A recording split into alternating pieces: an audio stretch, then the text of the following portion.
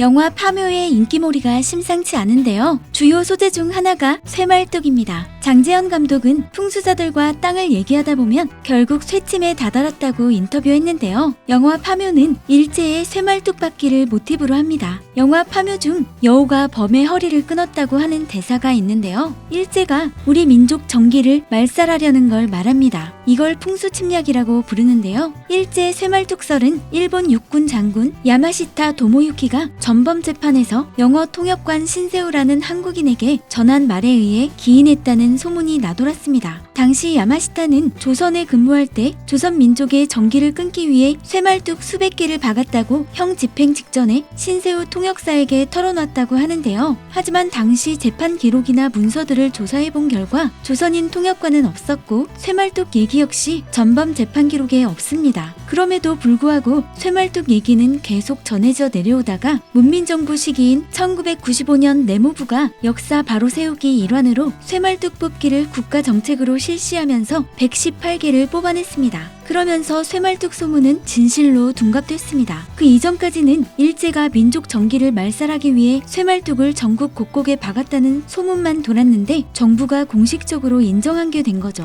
하지만 최근 들어 일제 쇠말뚝설은 사실이 아닌 것으로 결론 나고 있습니다. 우선 조선 총독부나 한반도에 주둔했던 일본 육군 등에는 민족 정기를 빼앗기 위해 쇠말뚝을 박았다는 기록이 아예 존재하지 않습니다. 아무리 비밀 프로젝트라고 해도 자료는 어떤 식으로든 남아있어야 하는데 존재하지 않는다는 거죠. 일본군 위안부 강제동원 역시 일본이 쉬쉬하고 있지만 자료는 남아있습니다. 하지만 한반도 정기를 끊기 위해 전국 곳곳에 쇠말뚝을 박았다는 기록은 조선 총독부나 일본 육군 등을 뒤져봐도 없습니다. 일제 쇠말뚝설이 사실이 아닌 또 다른 이유는 일본이 미국에 의해 강제 개항한 후 근대화를 추진하면서 기존 사상 등을 배척하는 풍조가 짙었습니다. 즉 풍수지리는 과학이 아니라며 배척해왔다는 거죠. 그런 일본이 풍수지리를 신봉해 쇠말뚝을 박았다는 건 어불성설이라는 겁니다. 게다가 일본 내에서는 우리와 같은 풍수지리가 사실상 존재하지 않았다는 얘기도 있습니다. 즉 풍수지리는 일본보다 오히려 조선이 더 발달했다는 거죠.